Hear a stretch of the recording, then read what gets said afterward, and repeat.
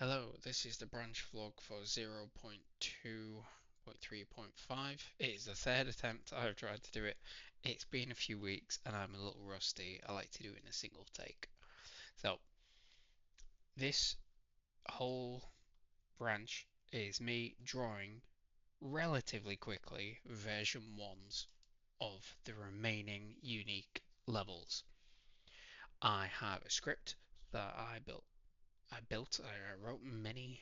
a couple of years ago. So we have prologue, we have Act 1, we have Act 2, all the way through Act 3, and then things like quests, events, characters, weapons, notes, lore stuff. What I've been doing is I've already made the prologue levels and the Act 1 levels of what's left to make, of which is the Act 2 and Act 3 levels. If I am yet to make a Blender 3D model of it that's textured, then this is what I've been drawing, like a visual sketch before I go and make the next, which is the next branch straight after this video, where I make the 3D representations of it, like we have here. That is a 3D model. So you will see that if I scroll out a little bit, there's not that many levels I've drawn, considering we're doing Act 2 and Act 3, and then specifically just Act 3 levels. You would expect, like, you see more words, you see more rooms than I've drawn pictures. That's because if, for example, the central guard post is in Act 2 and in Act 3, then I draw a quick sketch of the Act 2 central guard post, and I'm like, that's done. I'm not drawing all the variants of them. I'm just drawing a quick sketch, and then I'll just texture the variants when it comes to it. So yeah, unique levels. So let me scroll back to where we need to be. Um, so what I've done is quite quite rudimentarily. Um, Act 2 starts where you're in the spaceship, the Veronica. So it's like a docked spaceship, not like the main spaceship. Um, I don't want to spoil the story, but that's how you act. And I've just gone and sketched, for example, the hangar, the Veronica, what's inside the Veronica, the airlock, and other areas. So thinking about how to do this without it seeming just like boring, I will quickly explain what's going on in the ship levels without spoiling too much of the story, and then I'll talk about the Mercury levels, which are a little bit more interesting. I had more fun drawing these because it's a bit more, you know, um, organic rather than just these like everything's square, everything's boring, spacey sort of spaceship levels. Boring now that I've done so many of them. So if we start on top left, so we have the hangar. You will see it's been burst open. I can't tell you why, but the hangar is home to the airlock, and if you see here, the hangar is also how you would get to the observation tower, but you see it's been destroyed in. Well, you cannot access it in Act 2 and Act 3. But the ladders are to the observation tower, which is no longer present. It is present on the Act 1 version, you see there. Observation room, sorry. I've changed the name relatively recently. There's also the airlock, and the airlock is this thing. So again, it's very basic because I need to balance the amount of time drawing like a version 1 sketch with, like, I've actually still got to freaking make the levels, I've still got to make all the assets, I've still got to do all the texturing, like diffuse maps, normal maps. I can make gorgeous little pictures, or I can actually do sketch pictures and then make things actually happen. So I've gone for the latter. So that's just the airlock, nothing special. That's how the first bit to the Veronica, and then you have like the like the dormitory bit, lab section, run to the Veronica. So like it's terrible, it's a terrible sketch, but you can kind of see where I'm going for. Um, this one is the central dorms, so I've rejigged them a bit simply just to make them all fit nice in a row. But that's the central dorms, which he sees here. It says it's destroyed at the moment. But yeah, just like a rough idea of it. The only thing that really changes in the central dorms, except from the destruction, which I haven't drawn, will be the this like the window, which is will be different to the current upper and lower dorms we have. For example, here, lower dorms. Now you can kind of see where the efforts it gets realised. So like lower dorms, um, upper dorms, and then we've got like upper dorms right, and then upper dorms left, things like that. So the real thing will be the window, will be the like the standout, and like the I guess you see like the room paint will be how you know which one you're in. If you lose track, I guess. We have the scroll down a little bit. We have the medical bay, which says that I can't tell you why. Don't want to ruin it. We have the main laboratory.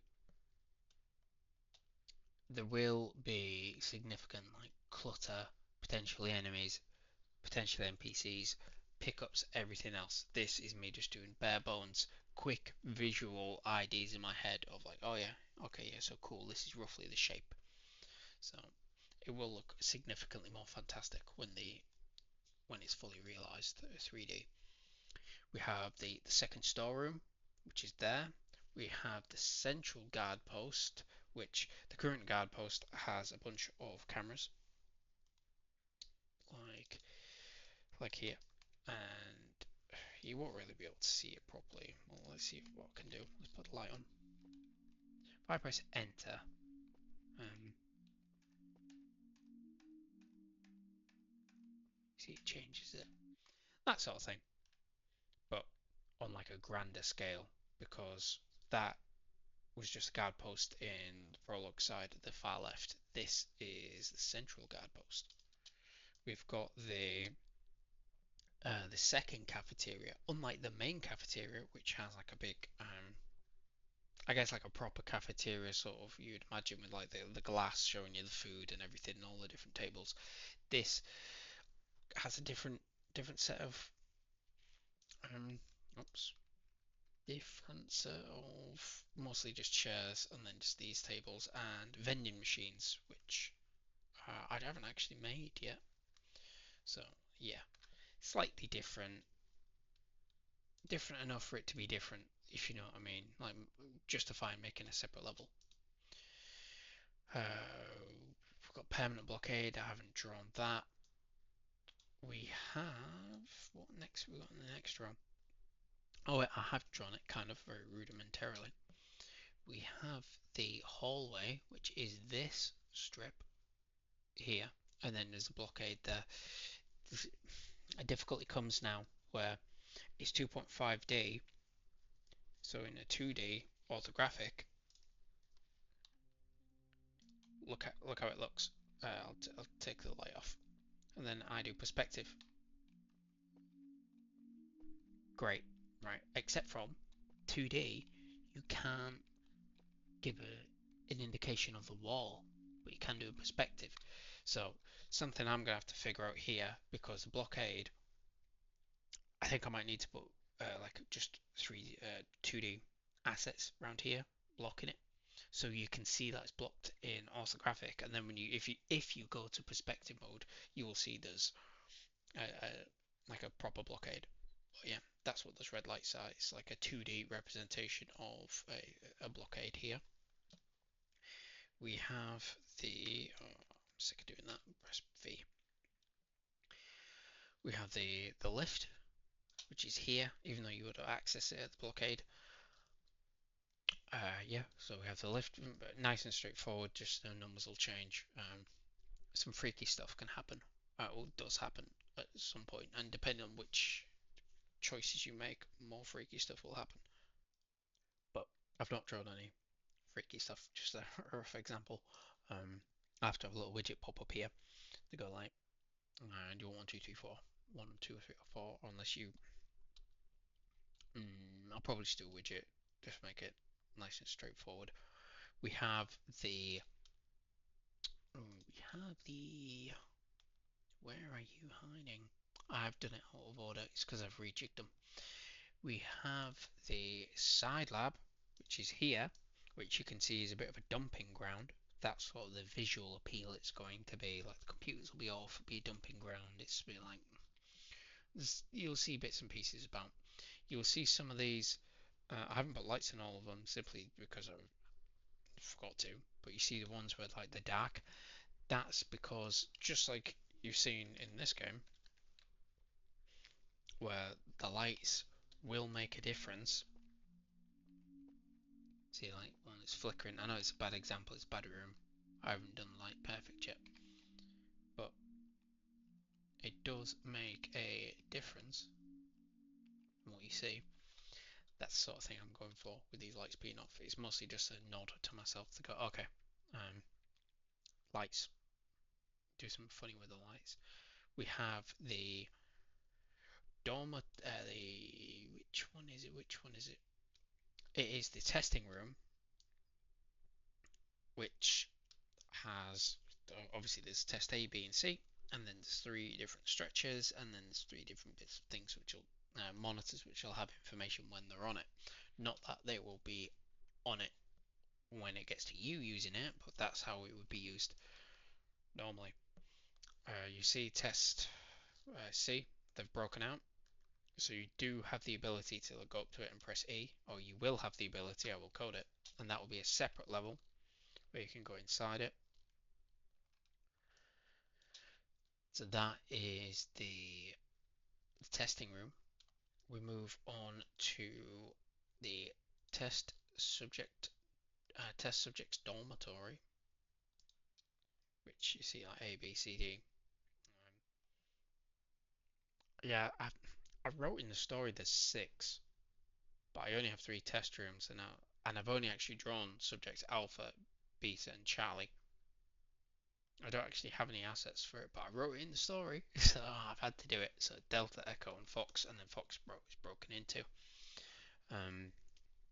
Yeah, there'll significantly be more atmosphere and things going on. Like I said, this is just a static sketch.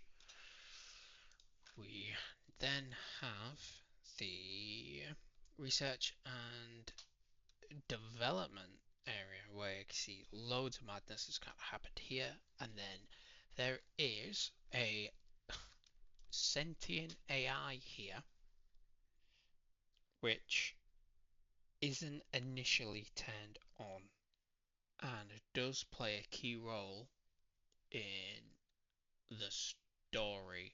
Without me spoiling it too much, there's 4 endings, and you are at a fork in a road where you can go left or right, 2 endings to the left, 2 endings to the right. Depending on how you interact with the AI, depends on whether you get the 2 endings to the left or 2 endings to the right. And that's all I'm going to say. So that's R&D. We have the medical bay, this one, which we do have an alien medical bay, but this is like midship, or you'd call it like level 2 medical bay. You will notice that there is a lift there, and you will see here there's a lift here. Purple are levels which are in the structure, but purple is only Act 3. Orange are the fire blockades, which will be unblockaded when you stop the fires, however you may do it. Which I know how you're gonna do it, but you know, and my job as a storyteller isn't to spoil a story. Um, so yeah, that lift is related to the antagonist bedroom, which is not this one. This here is the guard staff room. The lift isn't immediately open in Act 2, by the way, it shouldn't be green. But so we have the guard staff room. You can see a bit of madness has sort of happened here. Bit of a pivotal point. If you think Resident Evil 1, I suppose I've taken quite a lot of inspiration from little bits. A bit like the lift you see here on the left. Feels a bit like there's like a lift in one of the first couple of rooms you go into in Resident Evil 1 that you can't access for the longest time until pretty much the third act in it, and then you realize it opens up a bunch of other places. It's like a massive shortcut. Um, that sort of thing I'm kind of going for here. And then this is a bit like, you know, when Richard gets attacked by that snake, and I think depending on who you pick, you get radio call, don't you? And like, you have to go back to see him. Kind of that sort of situation where you see this and you're like, oh crap, what's going on here? And then eventually you'll get like a radio call to do with the Veronica there. Because there are survivors and not everyone is infected, and you can choose to save some. A bit like mercenaries, the Resident Evil Nemesis mercenaries, you know, the true mercenaries that are awesome after game completion, game mode, like brilliant, probably the best you've unlocked a new game mode after the game being completed thing I've ever seen in my entire life. Love the true mercenaries. So that's the guard post. We then have the bridge exterior, which is this section. I haven't done the airlock. Very poor representation of it. Again, sort of like 2D. How will I do it? So you see the antenna is damaged. From the bridge exterior, you can see the Veronica, even though I haven't drawn it. You need to fix the antenna because you realize, even though you've done something with the communications tower, like the range isn't quite right. So bridge exterior, we have the bridge interior, which you see ladders go to that airlock. You here, one of these, bridge exterior, bridge interior. We have a very poor man's drawing of the supply depot, because as you imagine, you see it says permanent blockade, so you go bridge exterior, and then you come down through the ladders, then supply depot. Not everything needs to be in rigid order. Some stuff is, you know, you could go to like room A first, sometimes you could go to room D first. It doesn't particularly matter for some of the story. So the supply depot, you need to build something, you need to fix something. You probably already figured it out if you were listening. We have the chief's room, which has a compartment, I guess you could say. Don't need that anymore. A compartment, which, along with a few other things, is quite key to the story. The chief's room is very much the end of Act 2, and then Act 3 starts when you're in the chief's room. You know, a bit like, it won't be like a fade to black sort of thing, but imagine like Act 2 end, fade to black, come out of fade, Act 3 begins. That begins. That would happen at the chief's room. We have the command center, which is technically you go before the chief's room. I've just not thought about the logical process when I was rearranging things. The command center has radios, which will allow you to communicate with people, but also it has a ship map, and if you look at it, it's a very basic drawing, but you see that's the guard post, which is the wrong colour. One sec. V, click, I, B, oh, save. that's the guard post, but you'll see there's no there's extra rooms there which you're not aware of at this point in time in the game because uh, you don't use that lift. That lift's not working, so you don't know. And then you're like, oh wait a minute, there's some extra rooms there, and then that's where Act 3 truly begins with to the left the chief's room, the command center, the radios. You realize there's extra rooms, and that sets you off. We have the antagonist's bedroom. Again, very basic at the moment. You see that lift goes directly to the bedroom. We have the old laboratory, which you don't always actually get to. It kind of depends. It's like there's puzzles there. It's not like a room A to room B, room B to room C. There's puzzles, there's nuance to the story. You see it says one-way blockade. That's because you've come up through the lift, but through the antagonist bedroom you can get through to uh, lift 3, lift third floor. So you do that through this door, and this is actually not through the lift. No, you can get past the blockade. So you see that is the opposite side. This one, opposite side to that blockade here. So that's the left side of the blockade, that side, and that's the right side of the blockade, this side. We have the engine room, which I was just trying to think of something quick, something like focused on it. Obviously stuff will be going wrong by this point, so it won't look like this, it'll look like utter chaos.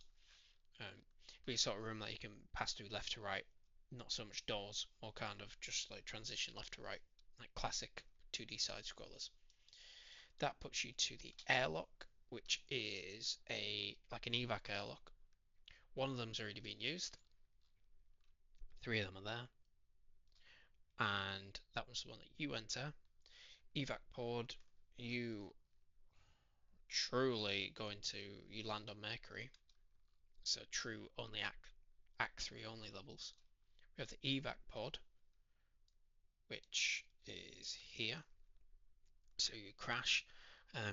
This will be an interesting one to draw because it's orthographic, isn't it? And perspective. But potentially it could all be only perspective or all be only orthographic if they never change the camera view. So it will be a technical feat to make it truly 3D. So you can see here, it crashed there, it'll be a bit more trash than that. This is Mercury. You can see the snow on Mercury, which is a bit preposterous, which is the whole reason why the mission even, the whole game even starts, the whole embark and endeavor begins, because there's snow on Mercury, hence like Ghost of Mercury. Um, originally it was called Silent Space, and then now it's kind of Ghost of Mercury. I did put in the writing that it was like an alias would be like Mercury Snow, but I thought Ghost of Mercury would be better, simply because something's happened on Mercury, so it needs to be investigated. So you're almost like chasing a ghost, hence Ghost of Mercury, and that's where the whole name of all this comes from. Little visual storytelling, visual cues, so you can see like the steps there. Not that it'll be so obvious. You can see there's like a little ledge there where you get down. We're not talking doors anymore, are we? Because we're talking natural. This is a very poor zoomed in version of this very poor spaceship I did. One of my kids referred to it as a ghost. It is a ghost, isn't it? It's just terrible. But like I said, this is all V1. So you've come down there, and then you start in this bit of the level, and then you walk through there. You can see there's a little cave on there when you're up high. You walk through, then you get to this bit, and you see there's a cave. Walk through the cave, you see there's footsteps, someone's already been here. That gets you to here. and you descend all the way through. You see snows coming through. There's a ladder. Just realised that should be there. Save. Goes like that, goes like that, and then you go down here. That puts you to this next level. That should be gone. That's from me rearranging it. We have the field lab, which is covered in dust, which makes you think, wow, like people were here, but what's happened to them? I haven't drawn the bodies, I haven't drawn the skeletons, I haven't drawn like the extra life and like what would you call them? Hints of life, things like that. Hints of like humans being there. I've left that to my imagination for when I draw the 3D versions of it and the other assets. But that is dust, what you're seeing there, and that is snow. We have a cable which you follow through. We have a section where you can rappel down, and you see there is a data center. So there's a form of liquid here, which is like super liquid cooled, like super cooled liquid. Something's wrong with the data center, so you need to fix it. Once you fix that, that will turn these on, but also if you need to jump over on this one. This will go to the med bay section, which that will be turned on. You can get to it without turning it on, but obviously nothing will be turned on. So really, I haven't really thought of it till now, but potentially, yeah, you can never turn on the data center. These computers would never turn on. That would never turn on. That would never turn on. But you could still complete the game. Yeah. So, yeah, if you don't turn on the data centers, potentially you can miss out a bunch of lore, like wrapping up a bits of the story, like the big questions of the whole reason why there's snow on Mercury. So we have this, we go through here, we have the command center, which is signs of life, but very dusty, so not for a long time. So people were doing things, but something went wrong. Um, you might be getting hints of event horizon here. Um, on the ship, what happened to the ship's crew originally. I won't spoil that film because it's brilliant, but hints of event horizon. Sorry, I haven't been moving the initial sketch I did about a year and a half ago, 2 years ago. So we have here, I call them expedition, but like field lab, expedition lab, interchangeable in this case. We have the summit to the cave, so we have the ladders here. We see there's a spaceship, a bit like the Veronica, but cut down. You see there's like an entrance bay. We have the lab, not lab, they like the dormitory bit, and then we have like the front space front. That puts us to expedition spacecraft, and then we climb up here, and then we meet the antagonist for the final section, where you can, by this point you will have narrowed down your story to 2 of 4 endings. Like I said, that fork in the road with the AI, but you still have the option to change, select the definitive ending you want. So ending 1 or 2, or ending 3 or 4. You can never choose between all 4 endings in one playthrough. So there's at least a 2 times playthrough, even if you don't want to do all 4 endings, just for you to have, like, depending on how you interact with the AI, drastically changes. I'd say the second half of Act 2 and a small portion, well, second half of Act 2 and maybe like the first half of Act 3, and obviously the endings change. Being able to select only 2 or 4 each time, depending if you go one way with the AI, go the other way with the AI. So there's 4 ways potentially, 4 playthroughs, and that is the sketch of. Let me just go out and do full screen on that. Yeah, Act 2, Act 2 and 3, and to the right of all the unique levels to draw. So I'll close that, and then we have here, yeah, just quick sketches of it. Apart from that, let me get up what else I've been doing. yeah, so apart from that, the only other stuff I've done, I just I wanted to mix it up a bit, so I quickly did some very basic music. So I will play them briefly. I can't remember exactly how they go. Um, a bit like when I talk about version 1's being initials, and then now version 2 refactor, version 3 pre-polish, version 4 polish. Music follows that same sort of pattern. So these, all the music I'm making at the moment is version 1. So it's a single track on Reaper.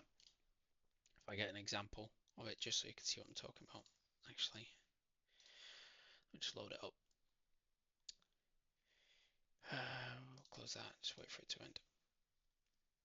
Only take a couple of seconds. You can see that this is, again, it's a version 1. It is a single track, mostly repetitive beat sort of situation with the music. Version 2, version 3, version 4, there probably will, might just be like a version 1 and 2 with music, but they'll have extra tracks, it'll be more nuanced, more artful.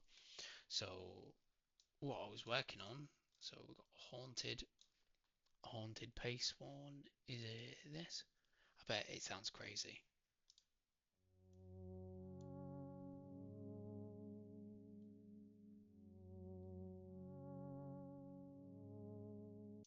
Things like that, you know, it feels a bit like Super Mario World, I guess. But there's that. There's Bring It On, which I think is the fight one.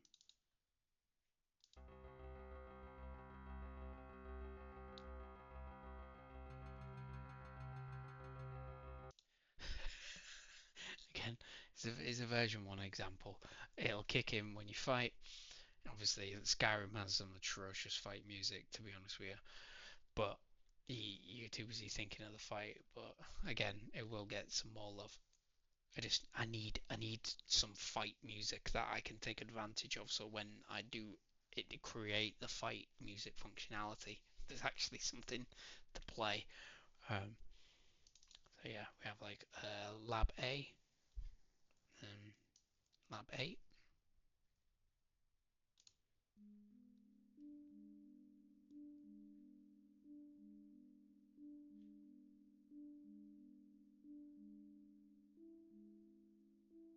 You might be getting sort of, I feel like, those wine people when they do wine testing, but for like game music, you might be getting sort of underground Resident Evil 1 sharks. I can't remember what they call the shark. Was it like Poseidon or something?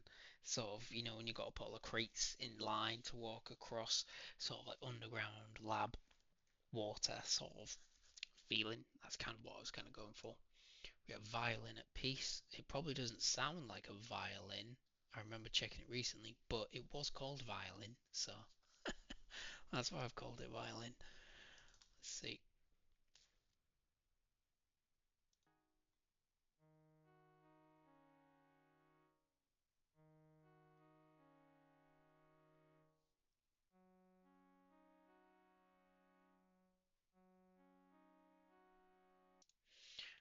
They do go on longer, but I won't keep you waiting. I realise I've just done these twice. Just done this one twice, I think, but I don't think I've done any more.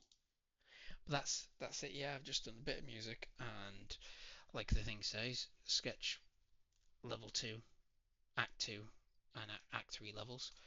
I'm now on um, 0.2.3.6, which is create the remaining level static meshes. Let me just double check. Okay. So I need to put some extra branches in after the static meshes to say, okay, now draw the textures for the static meshes, now draw the normal maps for the, well, just textures. I'll do diffuse and normal in the same branch, but this will just be drawing the shell of it. So what I mean by that is if I click this and I go to there, um, so this is just a shell that's been textured, hasn't it? But if I take the texture off, which bad things can happen if I do it. let me see. Well, I'll just do any texture.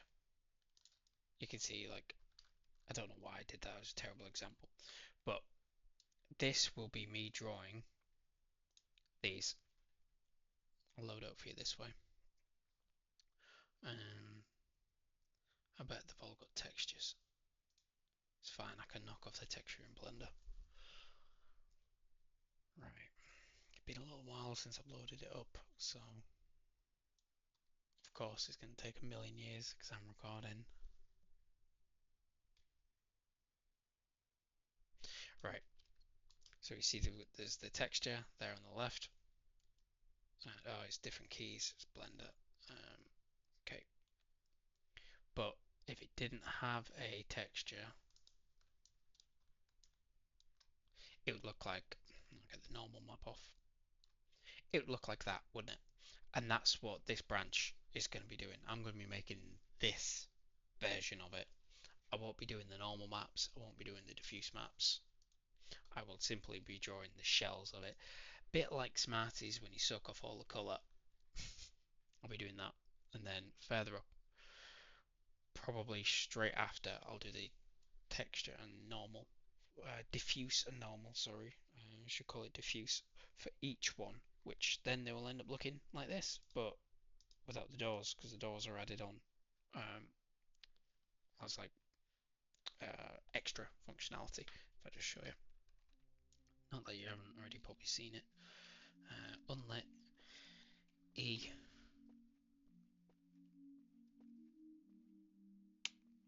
Oh, you can tell it hasn't. I haven't loaded it up in a while. I've never seen it do that before. Is it because it's a test? Yeah, I was faffing about with the levels. It shouldn't have done that though still, which is interesting. But anyway, I'll fix it when, funnily enough, I got a bug buster thing. But yeah, that's what we'll be doing on this next branch. You already kind of know what I'm doing on the future branches all the way through, just overhauling things. Getting all the normal maps and textures done for the enemies will be really, and the NPCs will be really good. Then they'll move, they'll fight, they'll die, they'll come back, they'll be revived if they're not like brain dead and all that sort of stuff. All the unique animations that'll really come to life. I'm excited to do that in September and August and October. Extra items for Act 2 and Act 3 items. I haven't made all the assets, all the static ones. I haven't made, not static, let's run an example. I haven't made all the decorative items like these yet, and I haven't made all the interactable items like these yet, like the bullets. But that's what these two branches will kind of accomplish.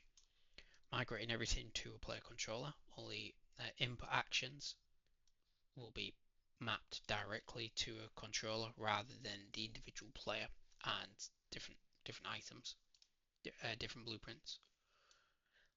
All widgets migrated to a main widget except for unique cases where it would make sense for the widget to sit on it. Like I have computers where you interact with the computer, it opens the computer widget and it has like a computer log on and things like that. There's those sort of widgets, but there's also things like keypad widgets and radio widgets, which some of it is held or will be held in the main widget, a master widget. Others will be just held on separate blueprints, depending on the type of functionality. A proper pass on the music, nice and tidy branch number as well. Finally adding in puzzles, rudimentary puzzles, which will be more fleshed out, so they'll likely not have a lot of visual appeal but logically work. Like if it was like a click and drag puzzle, the click and drag would work, but let's say the visual, if it was like a jigsaw, which it'll be something more sophisticated than that, but imagine a jigsaw without pictures, but functionally it works if the numbers were pieced. Life into the game, uh, so just like cool sort of, you don't really get moths in space, do you? But like moths around the lights and like flickering sort of minor secondary animations, I think they refer to it as in like animation school or something, like secondary animations, like life gets by, like not everything happens because you're interacting with it. Some stuff just happens, like curtains blowing in a window. That's not happening because you're moving the curtains. That's the wind. That's just happening regardless of you. Hence, secondary animations. Um, yeah, and then we've got up upscaling. Well, not so much upscaling actually, but really revolutionizing paper ZD animation blueprint. I came up with a brilliant way to do it on like a theoretical whim, and it really works, but I need to flesh that out for all enemies, all NPCs, and not so much for the main character, because the main character is just one thing, isn't he? He's just himself. AI Sense version 3, previous branch, the last branch actually, I did the AI Sense, so you could have blind enemies which could touch and hear. You could have deaf enemies that could see and touch, also predict, also sense when they're being damaged. You could have blind and deaf enemies that could only sense damage and touch, and all that sort of cool stuff. So that'd be a version 3 overhaul of it. But in between all these branches, you will see the game be built. Obviously, I haven't got a branch to do every single quest or every single event or that sort of stuff. That stuff will happen in between these branches, but also it'll be year 4, I suppose, April 26, which is crazy. So year 4 will see the inclusion and creation of all the quests and events and refining the game loop to a version 3 level. So version 3 is pre-polish. We're in year 3 where a majority of things are in version 1, a good chunk are in version 2, and a small portion are in version 3. So nothing is fully polished yet. Majority of stuff is functional, but version 1.